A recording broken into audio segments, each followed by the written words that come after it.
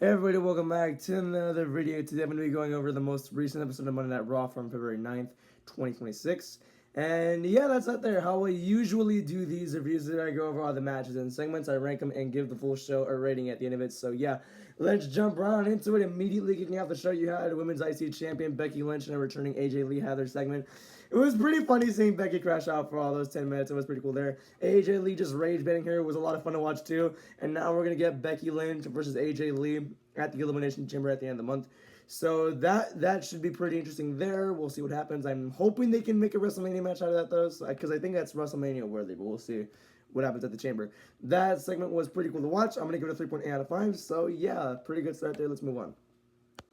So next up was the World Tag Team Championship between the Usos versus the Alpha Academy, and I have a little bit of complaints here, and I love complaining, kind of. I'm just kidding, but I don't know why they still have Jay's theme song if it's the Usos as a tag team. They have the balls to put the Usos on their Titantron, but they still have Jay's music for some reason, which. Alright, but like they're the Usos. Like they can still vibe and yeet with the Usos theme song. So I don't know why they didn't. That's a little rant there, but yeah. For the match, it was honestly for some reason really fun to watch. Tozawa and Otis are hoopers. I cannot deny that. Low-key. I don't know why. It was a 10-minute match. It was for some reason, like I just said, really fun to watch. I don't know. I'm gonna give it a 3.7 out of 5. The Usos retained. But for some reason, Jimmy is hyping up Jay for a singles run, which I do not want, because if they're tag team champions, focus on your own titles and not singles glory. You know what I mean? But yeah, I'm gonna give the match a 3.7 out of 5. Yeah, I enjoyed it. So now let's move on. So next up was Liv Morgan and Stephanie Vaquer segment. This one was pretty cool. Liv had her own promo where she was rambling. I actually kind of forgot what she said, Loki. And then Dom was speaking. He actually got her flowers and all that. Flowers and chocolates because it's Valentine's Day. Damn, why can't I be like Dom? I'm kidding. Look at me, bro. I'm not anything like that. And then Dom was gonna speak, and then he literally got jump scared by Stephanie's pyro, which it cracked me up. It's so funny.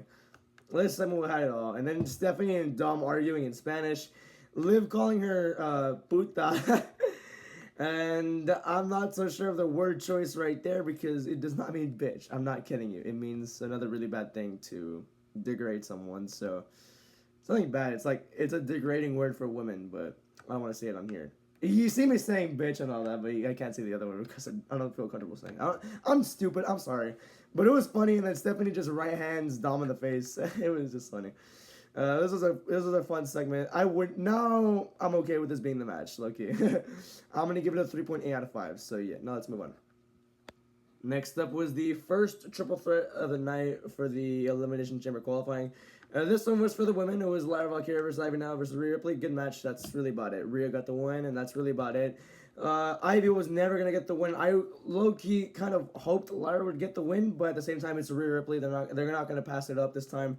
Or they're not going to ever pass up an opportunity to get her in the chamber match. So yeah, Rhea. I guess that's why they went with Rhea there. Although I do wish that they can use Lyra better. I don't know. I'm nitpicking at that point, but yeah, Rhea got the win. The match was a little bit sloppy at times, but it was still good. They had good chemistry, so yeah. I'm gonna give it a 3.4 out of 5. So yeah, let's move on. Next up was Finn Balor and CM Punk. Finn Balor basically hijacked the segment. It was supposed to be a CM Punk interview with Michael Cole. But Finn Balor hijacked it, basically saying he's not going to be an afterthought and he's going to go after CM Punk and the title at his hometown. Like he keeps saying, he does not want to be an afterthought. He wants to be a main eventer, and that's that. There, he says he's here to finish what he started, and that's exactly what happened there. And then CM Punk came out ready to fight. Finn escaped, and then now everybody's here swarming around the announce desk. Punk wants a match. Adam Pearce is declining it, even though last year you had Io and Rhea fight for the title after Bianca won the Chamber. So, what's that logic? I have no idea. I guess this is because it's the biggest WrestleMania main event ever, or one of the biggest WrestleMania main events in a while. So, or it's a really good WrestleMania main event that they don't want to jeopardize. I guess that's why they didn't want to make the match. But yeah, yeah, it was a really good segment. I like the tension here. Finn's not going to win, obviously, but it was still cool to see, like, a cool segment here. They made the match official for Elimination Chamber, so that's already 2 matches made for the Elimination Chamber that are not the Elimination Chamber matches, so that's pretty cool. I think that's it. They're only going to have 4, I'm pretty sure, so yeah, that's that. But But yeah, I'm gonna give it a 4 out of 5. I liked the way this was executed. And Michael Cole still had his interview with CM Punk afterwards, and Punk was hyping up the crowd, and Punk, yeah, just had a pretty good promo after that too. So yeah, 4 out of 5 there. Now let's move on. The next match was Natty versus Maxine Dupree. This match got started and it finished after a minute 36. I'm gonna give the match a 1.5 out of 5, but the match itself, it just wasn't good because like it got cut off too short and all that. But what I liked about this is that they're just building Natty up to be this insane heel. I like that, but at the same time, how are they gonna handle this? Because we see this kind of heel building a lot, kind of. So I'm intrigued to see where they'll go with this. She was absolutely just destroying Maxine on the announce table. AJ Lee came out, tried to help, and Becky Lynch comes in and destroys her. So that's that there. So for the match, I give it a 1.5 out of 5 for the execution of it, and I think the building afterwards, I give it a thumbs up. So yeah, now let's move on. Next up was the Los Americanos versus Javon Evans and the original El Grande Americano. This match, it was good. It was nothing too insane until the end of it, where Javon had this insane ass cutter, dude. It was crazy.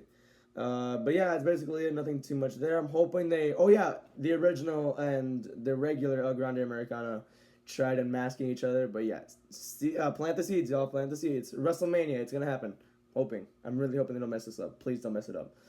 But yeah, I'm gonna give it a 3.4 out of 5. It was a good match. That's really about it. So yeah, now let's move on to the main event.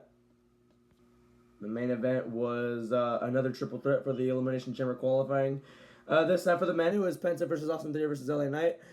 Good match. That's really about it. You had shenanigans happen at the end of it. Logan got involved. Austin and Bronson got involved. Actually, no, Logan and Bronson got involved. Sorry, I said Austin, but he was already in the match. Sorry. Yeah, shenanigans happened. The masked man came back. And yeah, once again, another shenanigan ending to Monday Night Raw. LA Knight got the win, and that was about it. LA Knight is officially in the chamber now. So yeah, I'm gonna give it a 3.5 out of 5, and yeah, that's really about it. So now let's go over everything here.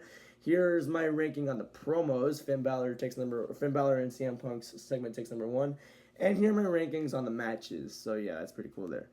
So yeah, I'm gonna give the full show a 3.9 out of 5.